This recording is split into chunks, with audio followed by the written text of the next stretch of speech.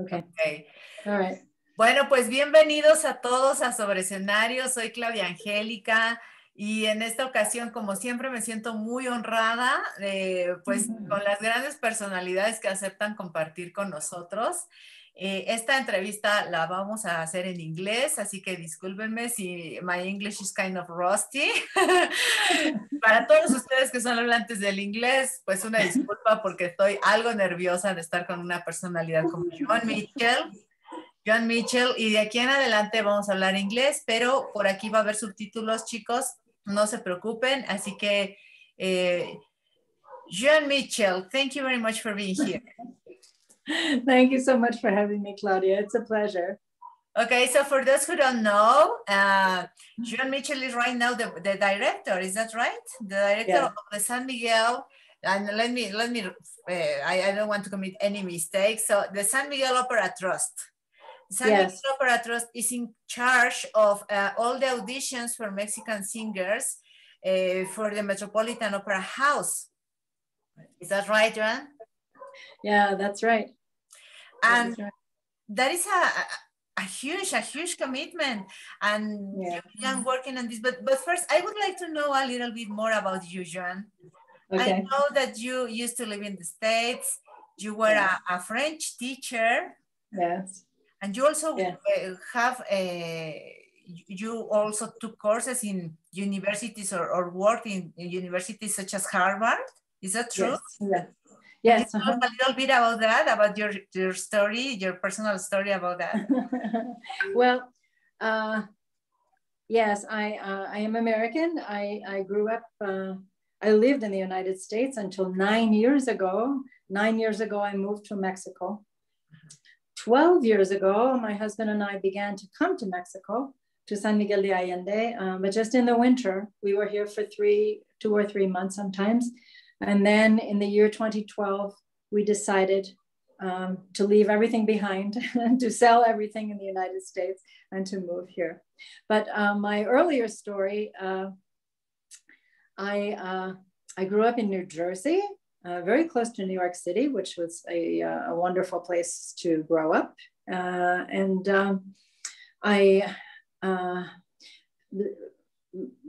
the age of 10 is when my connection to opera actually began. So it's probably important to mention that right now. Yeah, I was about to ask you that as well. Then you were really young. I mean, you were a child. Yes, I had an uncle. He was British. He was a very proper British gentleman, and he was very educated, very cultured in the arts, and he loved opera. And he decided when I was 10 years old that I was going to love opera as well. Okay. And okay. So, he decided that. Yes. And so he, and in that era, in those days, most people anymore are too young to remember this, but there were recordings that were made in wax, and they were recorded on only one side. You couldn't turn it over. It was only one side. And those were the recordings that Arturo Toscanini made, and that Caruso made, and Kirsten Flagstad made. I mean, all of those amazing singers. And so he would play those recordings for me, and he would tell me the stories. And then when I was 14 years old, he took me to the Metropolitan Opera. So the first opera I ever saw was in the Metropolitan Opera House. Wow. So your start was pretty formal, you know? And so, but then of course, I went on to study. I went to university. I studied French. What was the opera you saw for the first time? I'm sorry. La Forza del Destino. How did you feel? Did you enjoy it? Yeah, well, yes. But to be honest, the impact of that experience didn't really resonate with me until years later. Okay. No, because then I was a teenager. I had other things on my mind. And then I went on to study. I needed to think about what was I going to do with my life. And so I studied, and then, as you mentioned, I went on to Harvard. That's where I got my master's degree in French. And so then I went to work. I went to work. And in the 1960s, that in itself was interesting because most women were not expected to do that. Most women were expected to find a husband, have children, and just live their lives at home. And but I've always been restless. I've always been. But anyway, so then, I had my career teaching, and then I had a career as a university librarian, and then I had a career as a university fundraiser, a development officer, which means that you were raising money from donors for the universities. And so all along, music never stopped being part of my life. However, I'm sorry, your career as a fundraiser began there. Did you volunteer for that, or do they assign you that? It was part of my career as a university librarian. It was in the 1980s, the mid 1980s, when libraries were just beginning to digitize. All of the records had been on paper before, and they were beginning to digitize all their records and beginning to think about or work on how to present information to students digitally, and so it was a very exciting time in the world of university libraries because there were experimental projects going on, and that's what I became involved in. My library was a test site for a University of Pittsburgh, a massive project to test information retrieval via computers. And so, while all that was happening, it was very exciting, but it was expensive. And so I said to my directors, my supervisors, I think we should do this for my library. It was a small women's college. And they said, well, if you can find the money for it, go ahead. So that's how I started doing fundraising, because I needed to find the money for the projects that I wanted to do. And then I discovered that I liked doing that more than I liked being a librarian. And so this is important for me to mention, because fundraising is a huge task.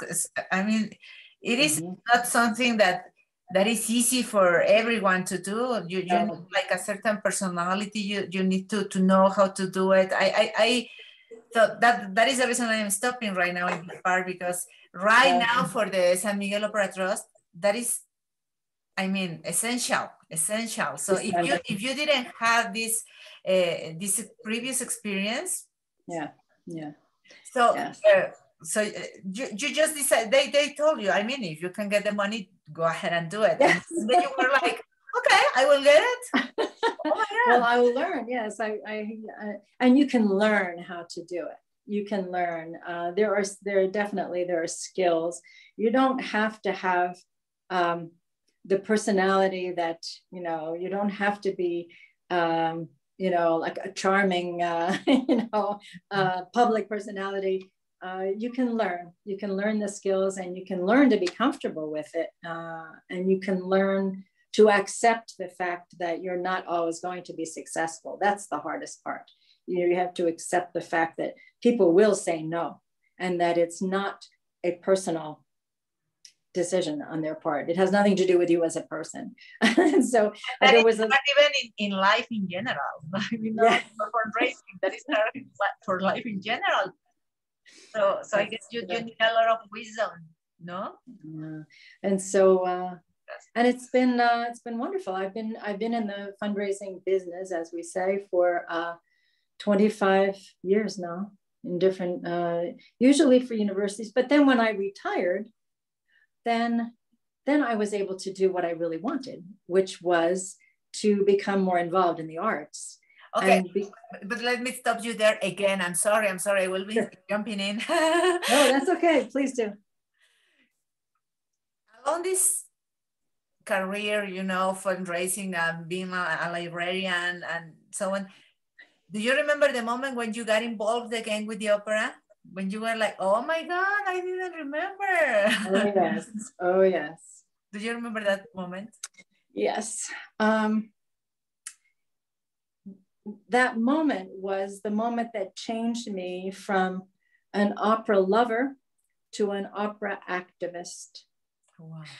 And that moment came in 2014. So that was 7 years ago. Okay. When I met an opera singer for the first time. I had never known an opera singer personally until 7 years ago.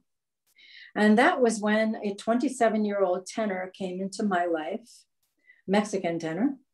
And he came into my life totally by accident. We have in San Miguel an annual competition, the Opera de San Miguel Concurso, which has become really well known all over Mexico for Mexican singers. And the finalists, every year, there are 10 singers who are chosen as finalists, and they come for a week to have master classes and training to prepare them for the final concert. And that week, during that week, they are placed with a family in San Miguel to live. Mm-hmm. And so I was asked, would I host a singer? And I said, yes, I can do that. Mm-hmm. And so the singer who was chosen just by accident, I mean, randomly, yes, yes, has been an important part of my life ever since. And when I heard his story, this is what changed my life, or my whole outlook on opera. When I heard his story, and I'm not going to tell you his name because the story is a little bit personal, okay?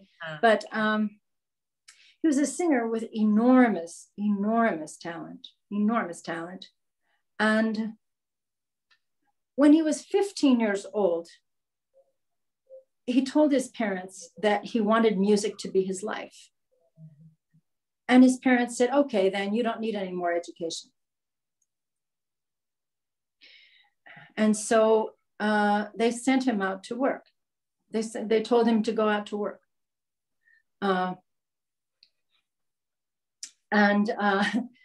So it took him, then he was 23 years old when he finally earned his high school diploma, when he finally had his credentials from high school, that he was able to then go and study in Mexico City to earn a degree in music, in opera performance. And then it was not only that he was deprived of the education, but the reason for that really was that his family didn't believe that having a career in music was important. And this happens over and over again. I hear singers say, their parents say, when are you going to get a real job? Mm-hmm. And so then I started to focus on singers, and what they and in that way I began to discover all of the talent that is here, because Americans don't know, even those in the opera industry. Actually, the way that the auditions got started here in San Miguel was because of an American, a tenor with a distinguished career at the Metropolitan Opera. His name is Michael Sylvester, and he was invited here to be a judge of the concurso in the year 2014, the same year. He had never heard a Mexican singer. He had been at the Metropolitan Opera for 25 or 30 years, but he knew nothing about Mexican singers. He came to be a judge in that competition, and he said, wow, there is enormous talent here. And that's what happens every time. I am required by the Metropolitan Opera National Council to invite 3 judges to judge the auditions that I do here. And I'm required to choose them from a list of judges that the Metropolitan Opera maintains. And these are professionals who have proven that they are, that they're very well trained to identify talent. Oh. And so, but they come, and they're usually Americans. I mean, they're required to have been in the United States for quite a while. And they come and they listen and they can't believe it. They can't believe how much talent they're hearing. This last December, just 6 months ago, one of the judges, and I don't think he would mind my telling this story, but one of the judges was Christopher Cano, who is the director of the Young Artist Program at the Arizona Opera in Tucson. Now, Arizona is not that far from Mexico. No, it's just across the border. It's a border, I mean. But he came and he heard 28 singers that day. And he said, every year, my director, my boss and I, we do an audition tour. We go all over the United States to find young singers for our young artist program. We've never been to Mexico. He said, but now we will. Wow. Now we will. Liz, I would like to emphasize what you were saying about this young singer that inspired you, no? Yes. That is like, as you mentioned, that is like a common story for singers. I don't know if throughout the world, but in Mexico, that is so common, no? That we don't really understand, or people not always understand the effort and the discipline and how it is how it demands a hard work, no? To become an opera singer. And that is one of the objectives of these platforms, of escenarios, to communicate to people the hard work that exists, that has to be done in order to get to the stage, no? In order to present an opera, in order to become an opera singer and to sing an aria and to sing beautiful masterpieces. And even though it is a hard work and it is full of obstacles along the way, their love for what they do, it keeps them engaged, and keeps them motivated.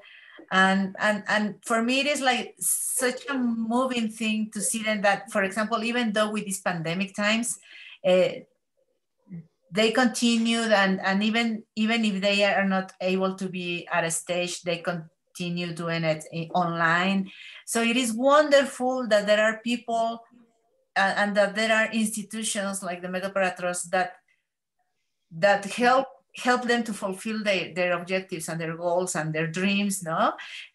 So after you met this young tenor, yes, did you go to the MetOpera Trust? Because I understand that the MetOpera Trust began in 2017. Is that right?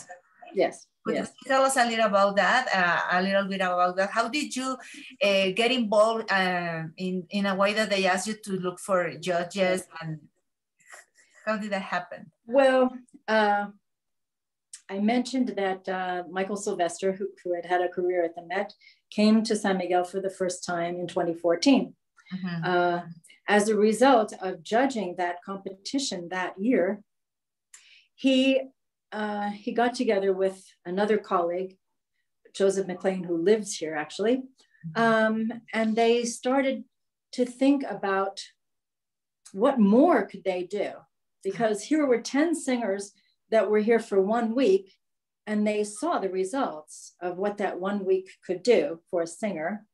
And so they decided to create an opera studio, a taller, that would be a month long, and they called it the Instituto de Bel Canto de San Miguel de Allende. And now, well, in the middle of the pandemic last year, it celebrated its 5th anniversary. It's kind of in a pause now, but it is still it's still a very viable organization. So I began to work with them to do fundraising for them. Okay. And then, bless you. and then Michael Sylvester had known Galitha Nichols for 40 years. Galitha Nichols was the director of the National Council in New York. So she was in charge of auditions that were taking place in 41 cities all across the United States and Canada. And she had been the director of the Houston Grand Opera Studio, the Young Artist Program there, before she went to New York. So she knew that there was talent in Mexico. And she had been looking for 15 years for a place to do auditions in Mexico. 15 years. She looked for contacts in Mexico City. And when she found those, then she talked to people in Mexico City. There was huge enthusiasm, but no one followed up. Then she also tried Monterrey. She made contacts there, talked to people there. There was great enthusiasm, but no one followed up. So Michael Sylvester said to her, after 2 years of the Instituto de Bel Canto, so that would have been in 2016, it was 17. He said, Galitha, I think San Miguel de Allende might be the place where you could have auditions in Mexico. And so then he asked me, because I had been working with him, so we knew each other, you know, and so he asked me if I would direct it, if I would manage it. And so the first thing I did was to go to New York to talk to them, because I needed to understand what the responsibilities really were, and to decide whether I thought we could actually be successful with it here. So I agreed in October of 2017 to be the director. And then actually, we formed a partnership with another organization, a wonderful one in San Miguel called Pro Musica. Mm-hmm. And they provided me the infrastructure, because understanding the banking system, the accounting system, how everything works in Mexico, if you're not Mexican. Even if you're Mexican, even if you're Mexican. Yeah. So that partnership allowed us to begin the auditions in 2018. It would have taken us another year, you know, if we'd had to do everything from zero. So that's how it started. That's how it started. Well, that is wonderful, and thank you very much for taking, for accepting this challenge. It's a huge task, as I mentioned at the beginning.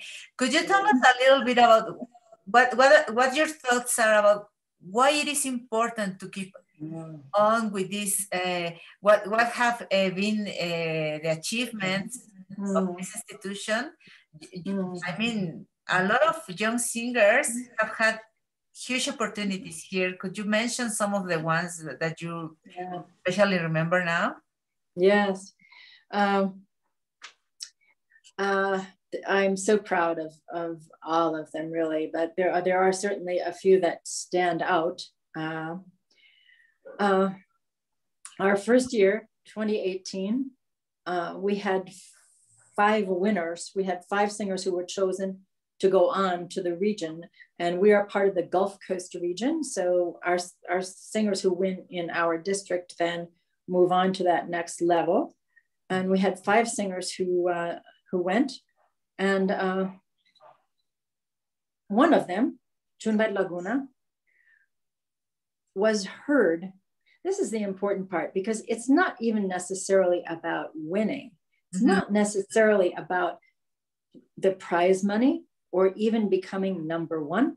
But what's important is for a singer to be heard by those who can advance their careers, who can help them move their careers along. And she was heard by actually the director of the National Council auditions, because we were new. And when you're a new audition site, they send someone for the Met for the first 2 years to observe everything you're doing, to see whether you're going to be successful or not, or whether you need help with something. And that was in November. She went to New Orleans in January to the regional round. In February, they flew her to New York to audition for the Lindemann Young Artist Development Program at the Metropolitan Opera. And that's where she is now. She will soon begin her 3rd year there. And let's hope the Metropolitan Opera has a season, because, they have some things to work out, but they have announced a season. And she is covering the role of Liu in Turandot and the role of Mimi in La Bohème. And wow. So if one of those sopranos should catch a cold. I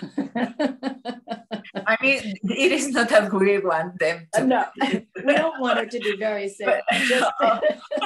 Just to feel like busy, just to get something else to do, not yes, or a headache or something. But I mean, just the fact that being the cover is. Yes, it's huge. It's huge. And then Denise. Yes. And Denise Velez was one of our winners the first time in 2018. And then again in 2019. And in 2019, when she went on to New Orleans, then she took first prize in New Orleans. And then, which meant that she went to New York to the semifinals and to the finals. And then she was chosen a winner, the first Mexican singer ever to be chosen a winner of the Grand Nationals. And, but she also, even before that, even the first year when she was a winner and went on to New Orleans, one of the judges in New Orleans was Craig Terry, the music director of the Ryan Opera Center in Chicago. And he heard her, for 10 minutes. And he said, I want you to come to Chicago to audition for my program. And so she was selected even before she became a winner of the auditions. But again, it was because she was heard by someone who recognized her talent, who had a place for her. It's about opportunities. This is what we are in the business of doing, is providing opportunities, because it's the singer's job to have the talent. The talent needs to be there. The training needs to be there. The confidence and the determination, they all have to be there. But there are dozens of singers who have all of that, but without opportunities, they don't have a career. And so this is what we are able to do, is to expose these singers to an international audience, which is a huge step for most of them. Junavet Laguna had never been outside of Mexico until we flew her to New Orleans. And when we flew her to New Orleans, she spoke not one word of English. Wow. and now she's in her almost in her third year. And so that was I about to ask you, Joan. I'm sorry to jump in again. How easy or how hard would it be for singers to be heard in those places if it wasn't for the MetOpera Trust? I mean, what would they have to do to be heard before this institution existed? Well, I'm not exactly sure, but it certainly does happen. There are Mexican singers who are in the United States. I mean, they have achieved that. They do it on their own, and it's not easy. I mean, one of the judges the first year that we did auditions was David Lomelí, whom you know. I know you've even interviewed him, right? Yeah. And he and what he says about our auditions is where I am in my career. Yes, I've reached levels that where I'm able to do important things, and I feel very good about that. He said, but it was very, very hard. And for these singers, it will be easier. It will be easier. So, and also, it's a question of numbers, because you have David Lomeli, you have Javier Camarena, you have Rolando Villason, you have Mexican talents that have risen to the top. But they're very isolated cases. And I think what we're doing is we're creating more of a critical mass of Mexican talent.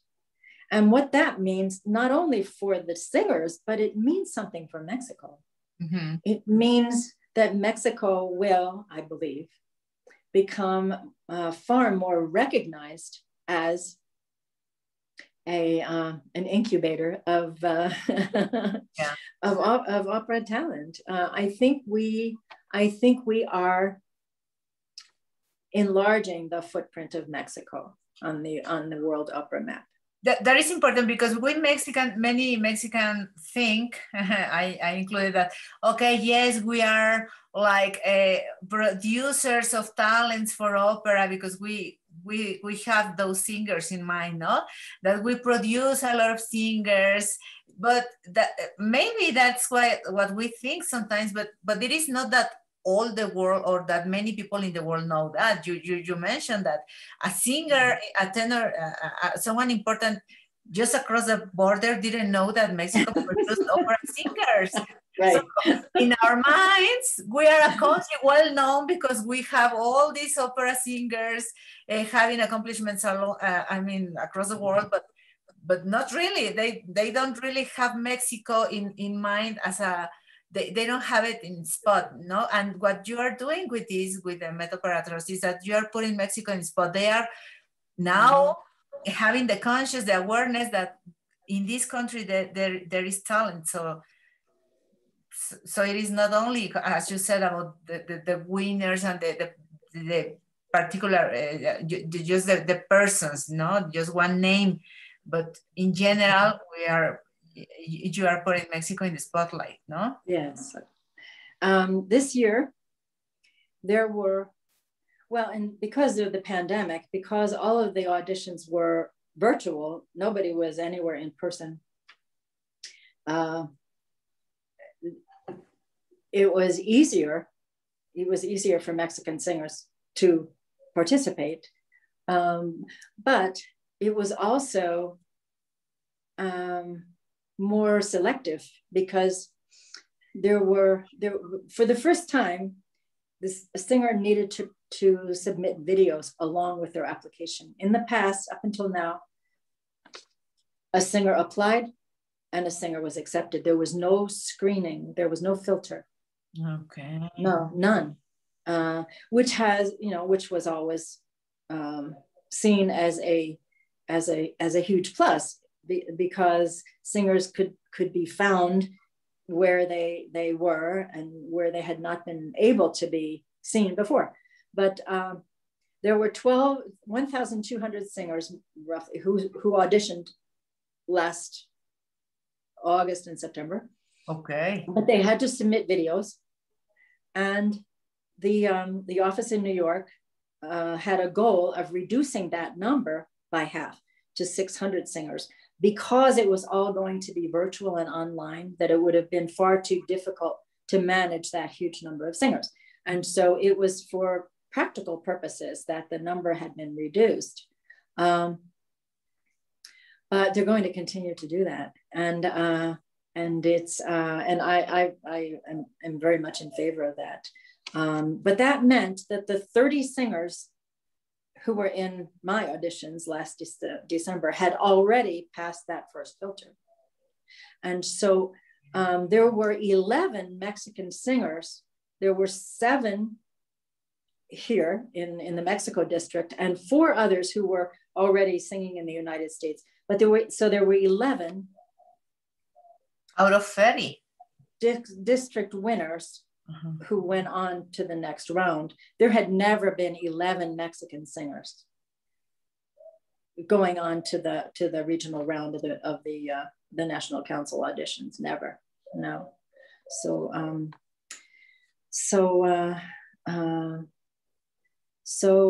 I feel very good about that. I also feel very good about something else that that again is much bigger than just the small number of winners that we can have in a given year. Our very first year, 2018, one of our winners was Efraín Corralejo, and I have quoted him before, so I know that he doesn't mind. All right. And when he went on to New Orleans and became a prize winner there too, he wrote on his Facebook page, he said, "Thank you, San Miguel MetOpera Trust, for giving me wings and letting me dream."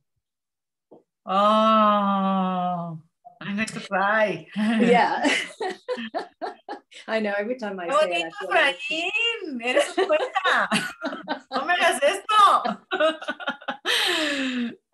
And that's huge, because if a Mexican singer doesn't see him or herself on an international stage, can't imagine themselves there, then it will not be a dream they can think is possible. But just to know, and these are just our first couple of years, our first couple of successes. And so just having those singers up there, they're already inspiring dozens of other Mexican singers to believe they can do it too. That is amazing. They are going to inspire them to believe they are able to do it. That is huge. And I just said this to someone the other day. I'm not opposed to Mexican singers singing in Mexico. And if there were enough opportunities for them, I wouldn't need this job. I would be happy. But those of us who know singers and know the opera industry, we know that there are not nearly enough opportunities. I just a few days ago on Sunday, I met for the first time Jorge Espino. Jorge Espino was one of my winners last December. I had never met him before. He was only able to sing in the Mexico district because it was virtual, because he lives in Germany. Okay. And he's been with the Deutsche Oper am Rhein opera company for the last 2.5 years. That opera company in Germany, in a normal year, does 34 opera productions annually. Only one opera company, and it is not the only one in Germany. 34. There are 83 opera houses in Germany, or there were before the pandemic. I don't know if it may have changed, but anyway, there were 83. And so the opportunities that he has had, just personally, just that one singer, the opportunities that he has had to perform entire operas are just far greater than most Mexican singers, even the most talented ones have. And so that's why these international opportunities are so important, I think. You're totally right. I was thinking about, like, for example, with Sobre Escenarios, I covered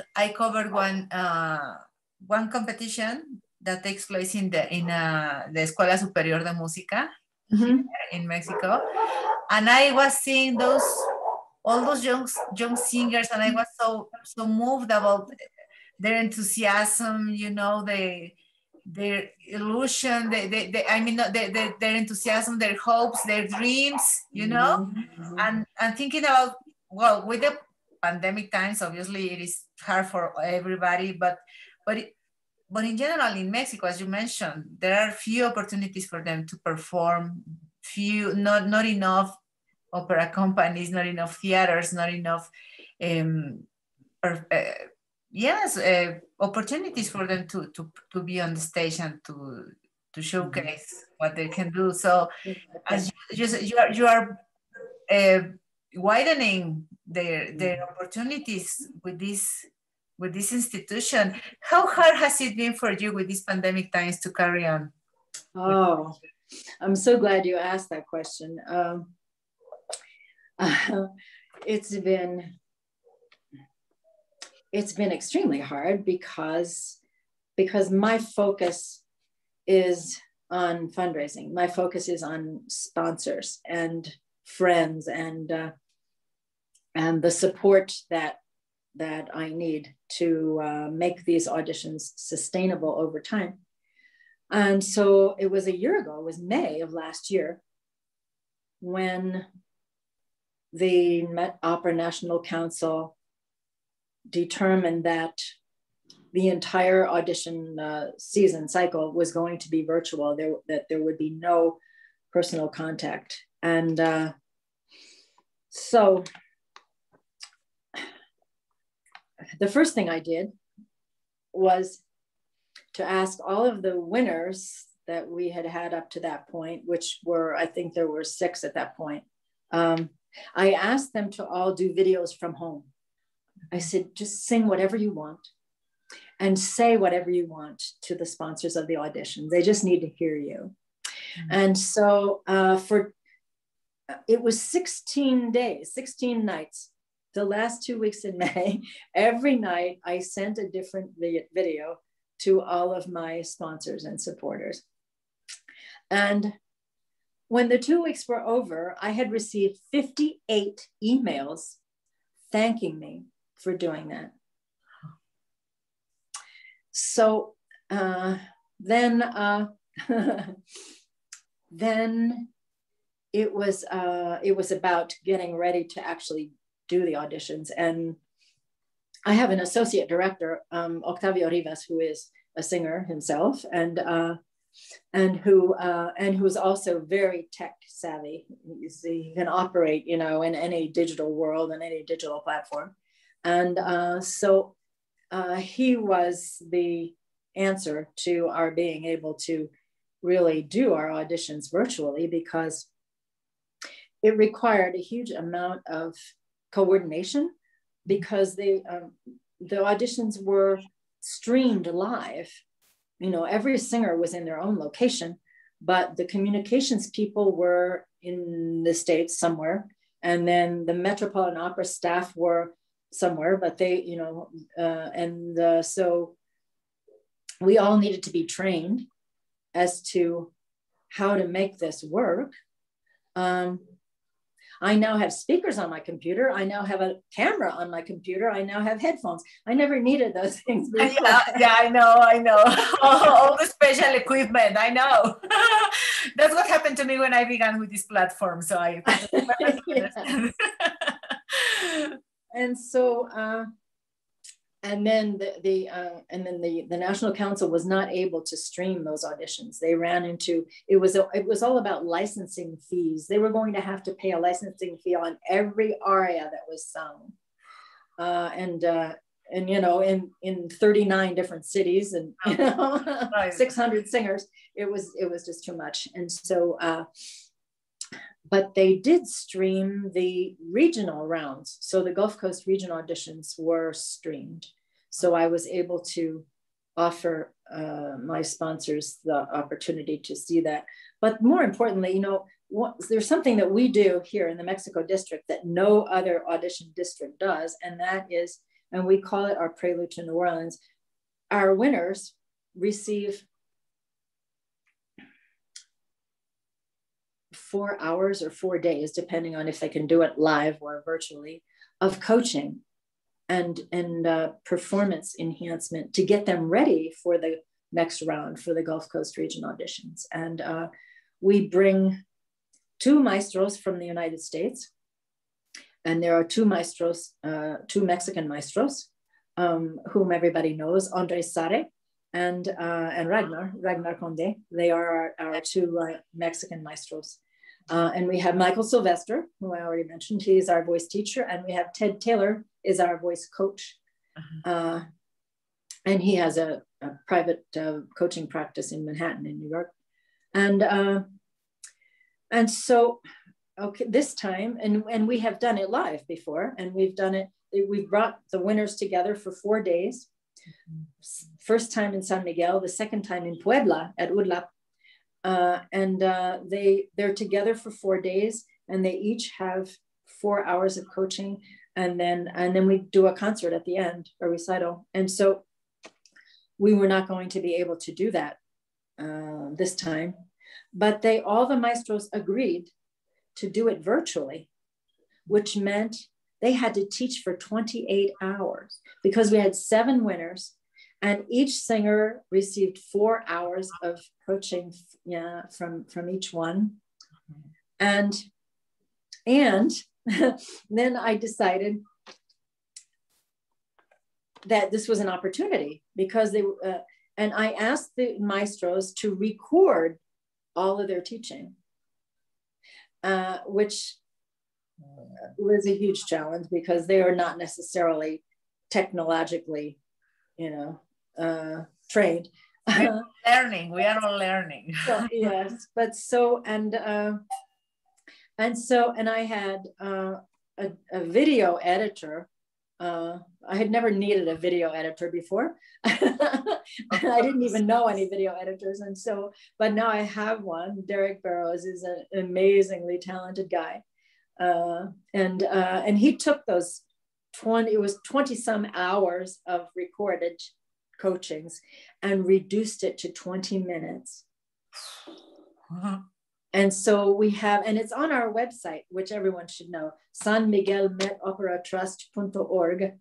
The video is 30 minutes long, actually, because it was also an opportunity for me to introduce these 7 winners to everybody, because there were only 2 of them that had auditioned before. So 5 of them were brand new to everybody. I didn't know them.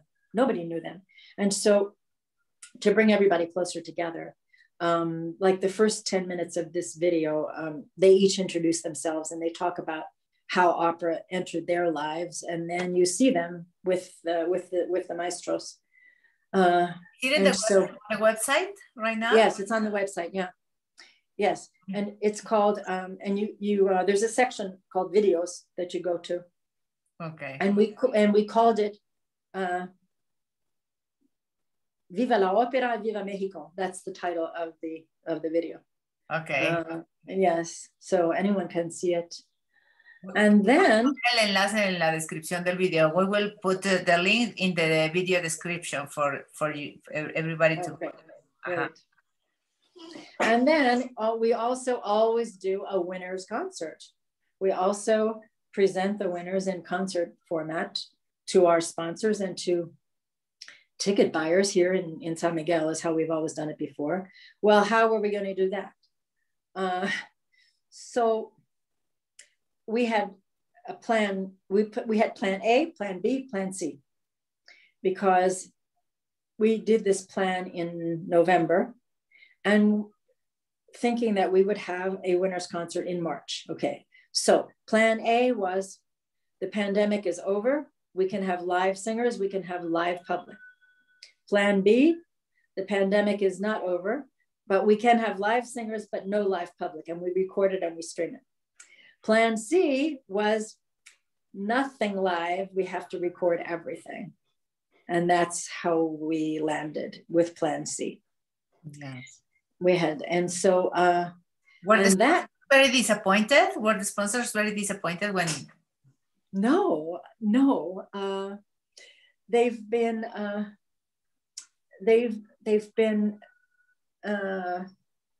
well, because my sponsors are sponsors because they care.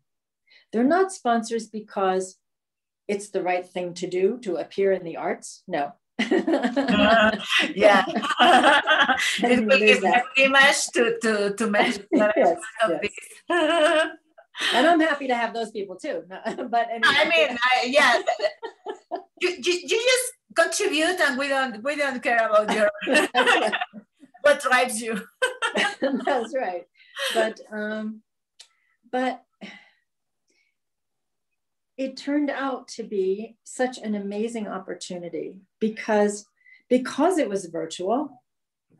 And this video is not yet on our website, but in another week it will be.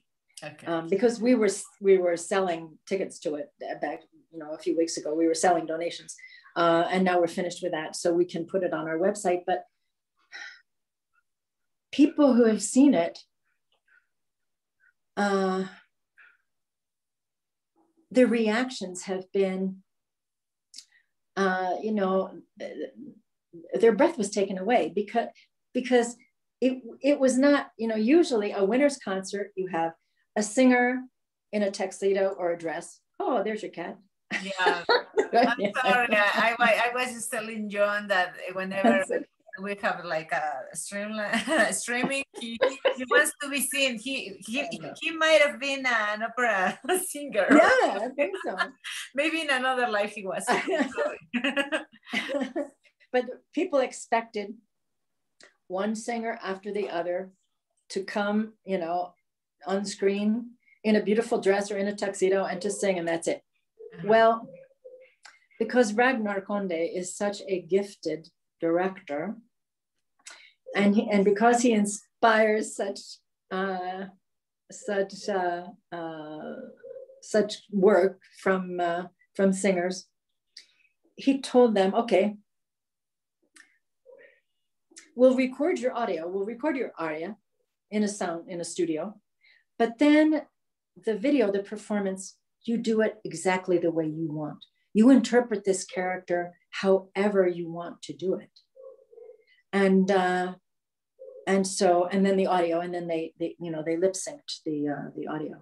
And so we had Louisa Mordell doing Amour anime mon courage, and she's crawling across the floor, trying to find the courage to drink this poison. And then in the final moment, she has this huge copa, huge goblet. And that's what she does at the end. She drinks it. And then we have Gamaliel, our countertenor, who does this aria from Alcina, from a Handel opera, where his character also commits suicide. And because, of course, they were all like in quarantine, they didn't have any resources available to them. They all had to be creative. Because they did their own houses. They were each one in their own houses, finding the elements that they could use, no? Yes. And so it was, it had a huge impact on everyone who viewed it, because it was so unexpected and because it was so well done. And it required all that technology. It required the video editing and the stage directing and the, putting the sound and the video together. I mean, it was the production team, there were 3 of us who worked on it for 3 months. Wow. And so we just produced it on the 2nd of May, just a few weeks ago. And so, to answer your question of how did we have to deal with a pandemic, it was a long answer. You have to be creative, but it is important to mention that it was, hard times, no? It have been hard times. No question about that. But anyway, they have moved us to be creative, no? To learn new things, new ways to do things. In this case, well, as you mentioned, the singers, no? And it is also so moving because they want to continue performing. They want to continue showing what they can do, showing their art, no? And even if they are in their own houses trying to find the elements to show or to perform an area, they do it because they are eager. They are eager to continue, no? And what you do is great because you help them. Well, one of them said to me when we were doing the Prelude to New Orleans, which was over a period of 2 weeks, that they would each go online with one of the maestros, maybe once a day, you know, and it would go on like every day.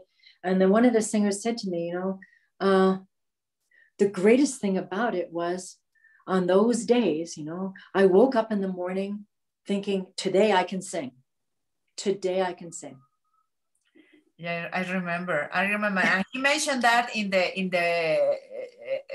live that we had in the fan page in Facebook. That's right. That's right. Hicimos en el en vivo que hicimos, chicos, en Facebook. Él lo mencionó justamente, that he woke up every morning and okay, today I have to get ready yes. for my performance, no? Yes. And that is so cool, and that is so moving, so touching. So, Joan, thank you very much for this interview. What would you like to add to this interview about the importance of the participation of everyone involved? I mean, the singers, the sponsors, the people in the production, such as Andres Arre, Ragnar Conde. What would you like to mention, and how do you see the future for this important institute, the MetOpera Trust? Well, first of all, I'm hugely grateful to the MetOpera National Council in New York for deciding a year ago to have an audition season. So easily they could have just canceled it, because that's what most performing arts organizations felt they needed to do, was to just take a year off. But they were determined, and Melissa Wegner is the director, and it was really, she gets all the credit for being determined to have a season, to figure it out, regardless of how we had to do it.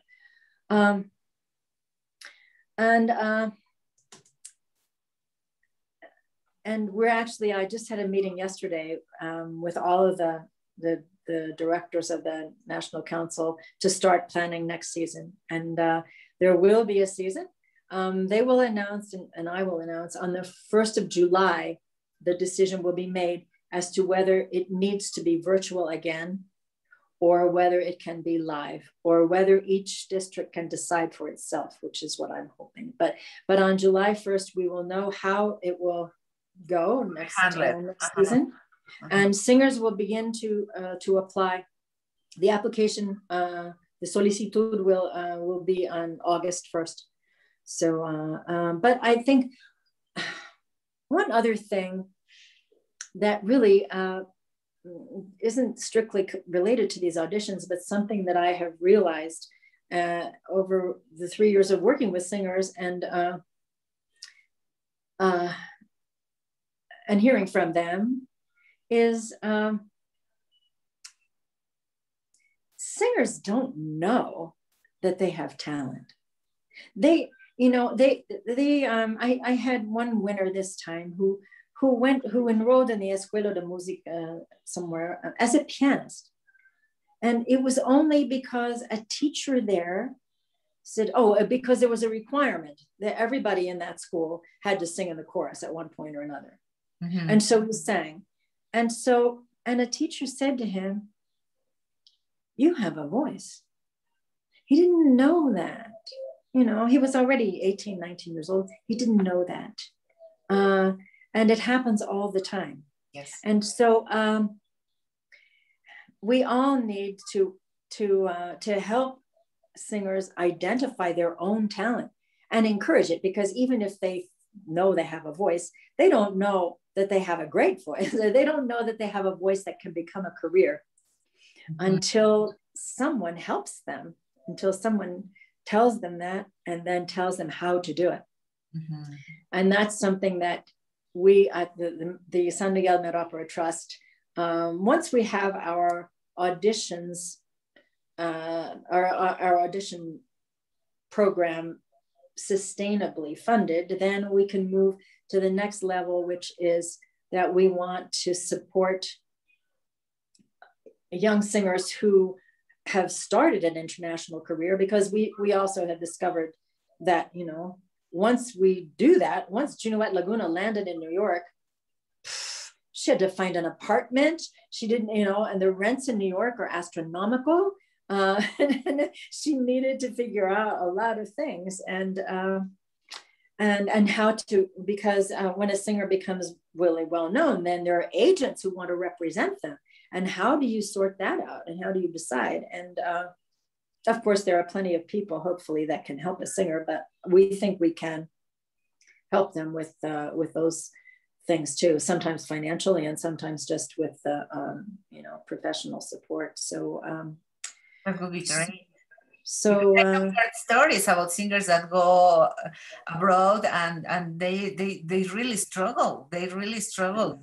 Mm-hmm, yeah. Stay there, no? That as you mentioned, now I'm here, but now how can I manage to continue surviving? I mean, the basic things, your house, your meals. So that would be great. That would be great. And thank you very much for thinking about that. And thank you to all the people that form part of this wonderful, wonderful program. Thank you so much for giving me this opportunity to talk about this program that has become a driving force in my life. It's very but you are restless, as you mentioned. I mean, you're tired. I mean, I would like all you to know that right now, Joan has no need to be this. I mean, like she could be like having a very quiet life, very relaxed life, but she's restless and she loves art. No, yes. And you're also I don't know if I am going to say this right, but a humanist. I mean, you care about people. You care about people because what you do is not only just art, because you were inspired because of the story of one person. Yes. And that's what inspired you. And thank you very much for that. And as I mentioned before, Sobre Escenarios was one of the things that inspired me was the wish to communicate all that is behind one of these wonderful productions that we can see at the theaters. Well, not right now, but but behind those productions, there is a lot of work. There are a lot of stories. There are a lot of dreams, and there is a lot of people supporting the careers and supporting the productions, and there are institutions such as not many, sadly, few institutions just as the MetOpera Trust, and people like you, Joan. Thank you very much for your contributions to the art. Thank you very much for your contributions, and thanks to all the sponsors. Thank you for caring. Thank you. Thank you for caring, because what you are doing is that you are changing lives, not only changing the lives of the singers, but also changing the lives of all of us who have the opportunity to hear them, to watch them performing. Because, I always think, and I'm going to share now, that I have always thought that the best day of my life was one day that I was at the opera in Bellas Artes, at the Fine Arts Palace here in Mexico.